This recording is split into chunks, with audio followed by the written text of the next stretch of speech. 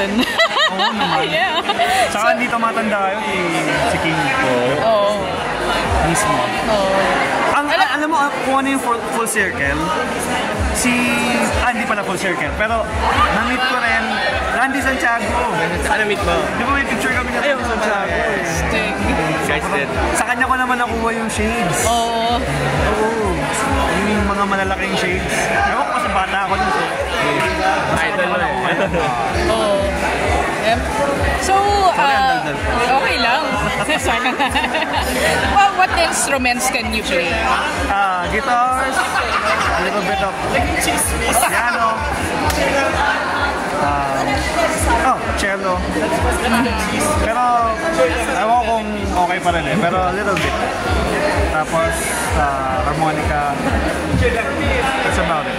Diba may mga na conservative like parents? How did your parents respond? Were they... Hindi. Talagang bata pa lang ako.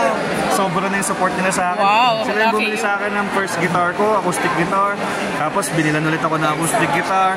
Binilan ako ng electric guitar, amplifier, drum set. Ay, sobrang support sa akin. Lalo na yung air mats ko. Naku. Sobra. So ngayon uso, di ba, like yung mga bands ginagawang theme song sa mga love team yung So kung ikaw like papipilian ka ng love team na gagawan mo ng kanta, sinong gusto mo, like Kat din, Kim Pao, mga ganun? Sayang yung gusto ko si Katniel before Ay, oo.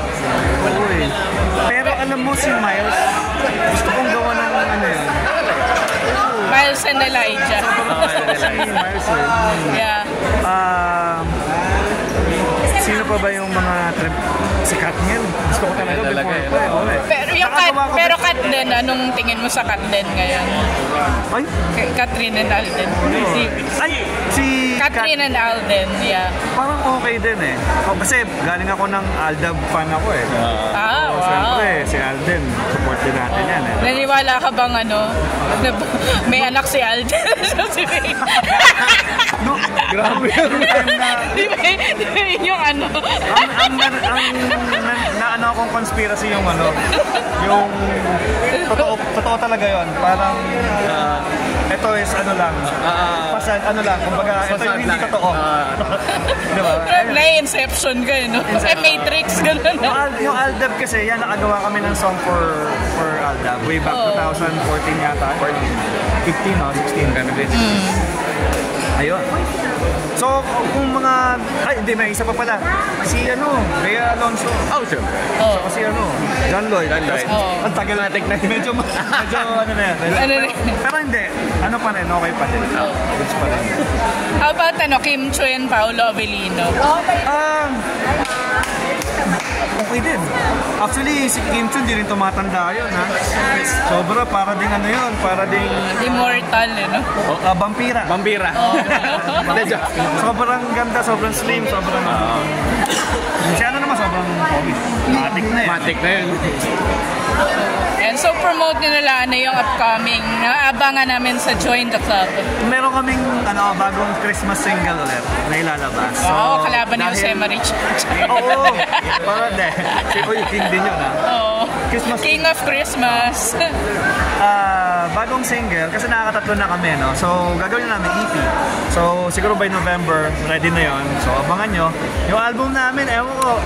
Pero parang mas mauna pa rin yung Christmas EP bro. So, yun lang yung mga bagong singles, bagong songs ng Join the Club.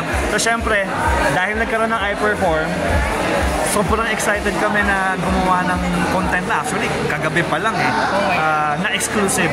Kasi yun yung nakakatuwa dyan sa iPerform, yung exclusivity. Alam mo, napakadaming demos ng Join the Club, archives nga kung tawagin namin photos na unreleased, na ayaw namin ilabas lang basta dun out, diba? Sa wild pare. Ito, dahil nagkaroon ng iPerform, hindi ko to, actually, hindi ko nga ito pinapromote talagang na-excite ako ba? So, nakaka-excite. Nakakatawa. Na meron na magkakaroon ng bahay yung mga pinaghirapan namin na hindi namin na-release before at yung mga paghihirapan pa namin na gusto naming ilabas para sa mga fans namin.